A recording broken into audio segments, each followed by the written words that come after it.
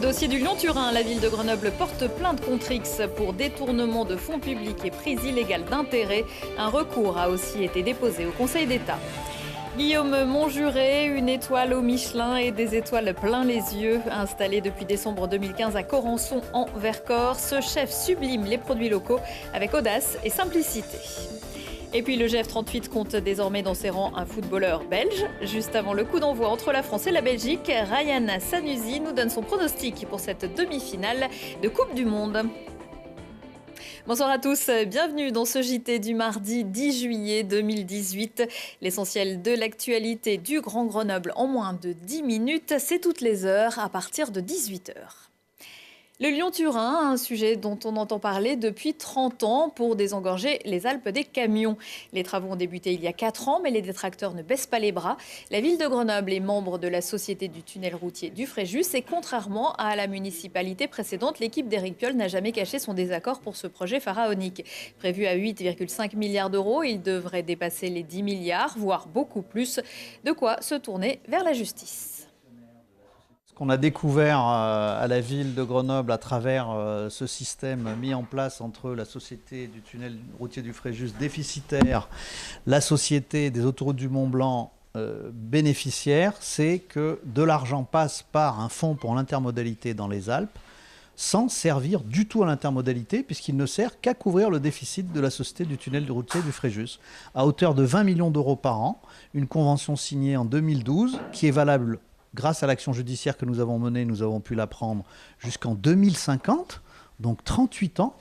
Pendant 38 ans, est-ce qu'on va tolérer qu'il y ait 20 millions d'euros par an qui partent dans un système qui n'est pas régulier au regard des objectifs fixés par le Code des transports, au regard des déclarations de nos ministres, présidents, etc. sur la nécessité de faire du report modal rapidement pour respecter les objectifs climatiques de la France, signé à la COP21, nous sommes, à notre avis, dans un système qui est totalement aberrant par rapport à ces déclarations. C'est ça que nous dénonçons aujourd'hui par cette plainte pénale, puisque nous n'avons pas réussi à obtenir un débat politique sur cette question. La ville de Grenoble souhaiterait notamment que l'État utilise l'argent du Lyon-Turin pour maintenir les petites lignes comme le Grenoble-Gap. En raison d'une forte activité en cette période estivale, le CHU Grenoble-Alpes se trouve actuellement au niveau 1 du plan hôpital en tension. Conséquence, les temps d'accueil aux urgences sont importants et les conditions de prise en charge pas optimales. Le centre 15 et l'hôpital restent disponibles pour les problèmes graves, mais pour les soins moins urgents, il est fortement conseillé de se tourner en priorité vers son médecin traitant, un généraliste, voire un pharmacien. La gestion du CHU de Grenoble, par ailleurs, une nouvelle fois pointée du doigt quelques mois après avoir été qualifiée de déshumanisé dans un rapport du ministère de la Santé en janvier 2018. Vendredi, le CHSCT a émis un danger grave et imminent pour l'ensemble du personnel. Dans un communiqué, la direction de l'hôpital explique qu'elle s'est engagée à apporter les précisions et actions nécessaires. Une prochaine réunion du CHSCT est prévue en septembre. Le randonneur porté disparu depuis lundi soir dans le massif du Taillefer a été retrouvé mort. Les secouristes, alertés la veille par son fils, ont découvert son corps mardi en fin de matinée au pied du Grand Taillefer. L'homme âgé de 69 ans aurait glissé sur un sentier dangereux.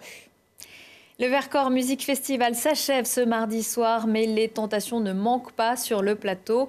À Corançon en Vercors, les gourmands et les gourmets ont sans doute déjà repéré le Palais Grillé et surtout son chef, Guillaume Montjuret, avant de poser ses valises dans les Alpes en compagnie de son épouse sommelière. Le cuisinier moustachu est passé chez Robuchon, Camp-de-Borde, Rollinger, la Mamounia à Marrakech et Lyon. Charlotte Faulkner l'a rencontré. Ça marche, un œuf, un canard rosé, un clafoutis. C'est à Corançon, en Vercors, que Guillaume Montjuret a trouvé son petit coin de paradis. Au menu de son restaurant Le Palais Grillé, une cuisine simple, à son image, mais surtout locale. Ici, les menus et les plats sont créés au fil des arrivages. Les idées viennent au cours de la journée, ou après on réfléchit un petit peu en amont pour 2-3 jours pour préparer d'autres bases. Et c'est vrai que ça change tous les... Il y a un menu du jour qui change vraiment tous les jours, et après notre menu dégustation, tous les 3-4 jours, il va changer. Je sais pas si elle est chaude, donc tu en plonges une, ou tu mets le doigt. Ça a l'air pas mal.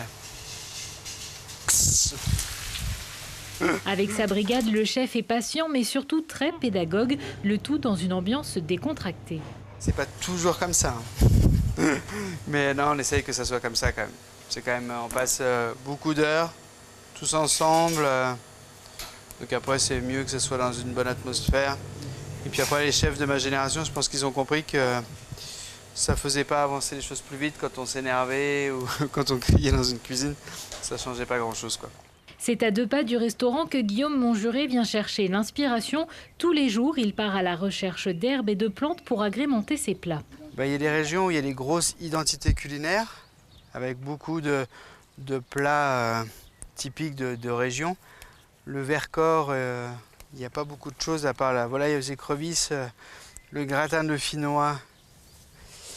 Donc du coup, il faut essayer de se trouver un petit peu une identité. Et je pense que les herbes et tout ça, ça peut nous permettre de trouver une identité, en sachant que sur le Vercors, il y a quand même beaucoup de plantes, quoi.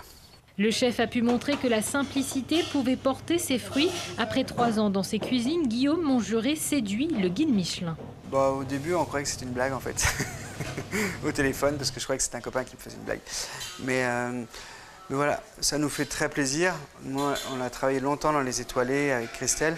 Donc voilà, c'est une très belle récompense. Mais on ne travaille pas pour ça, on travaille pour nos équipes, pour nos clients et pour nous. Donc voilà, l'étoile, c'est vraiment la récompense de montrer qu'on peut avoir un endroit très simple au bout d'une route et qu'on peut être étoilé.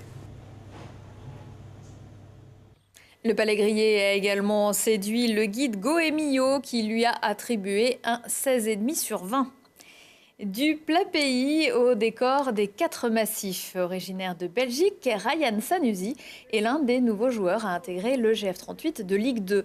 Le milieu de terrain est né il y a 26 ans d'un père nigérian et d'une mère belge. Plus flamand que wallon, il suivra évidemment avec beaucoup d'attention la rencontre de demi-finale de Coupe du Monde entre ces Diables Rouges et nos Bleus. Et lui, seul belge de l'équipe, se fait plus d'une fois chambrer par ses camarades français. Moi, un peu, mais c'est normal parce que je suis le seul Belge dans la sélection. Donc, mais ça sert à rien. Je suis confiant qu'on va gagner ce soir. Et je viens demain avec une grosse rouille. Ouais, je pense que ce sont deux très fortes équipes. Ils sont très bien. Ils ont fait une bonne Coupe du Monde, mais je pense que c'est l'année de la Belgique. Et je pense que si on n'arrive pas cette année, ça va être dur pour gagner la Coupe du Monde. C'est juste le temps pour eux, c'est le temps, on était nuls, on était franchement très mal. Et maintenant, c'est une année avec 11 ou peut-être 15 joueurs qui sont très forts et je pense qu'on va réussir. Évidemment, des joueurs comme Mbappé, Pogba sont des très grands joueurs, mais on a aussi des joueurs très grands comme Hazard et Lukaku, ingrédients comme Courtois.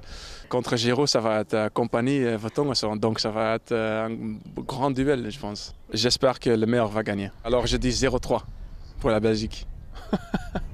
Et si c'est la France qui gagne? Si c'est la France qui gagne, c'est avec penalty. Ok. Allez, on prend les paris. Par ailleurs, le GF38 vient de signer avec Fabien Boyer, qui, s'il n'est pas belge, il est né à Vienne, en Isère, a quand même évolué à Courtrai, en première division belge, de 2015 à 2017.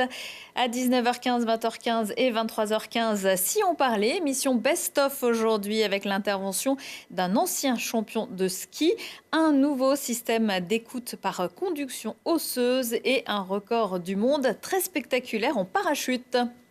Prochain rendez-vous avec l'actu dans 1 heure et en replay sur télégrenoble.net. Je vous souhaite à tous une excellente soirée.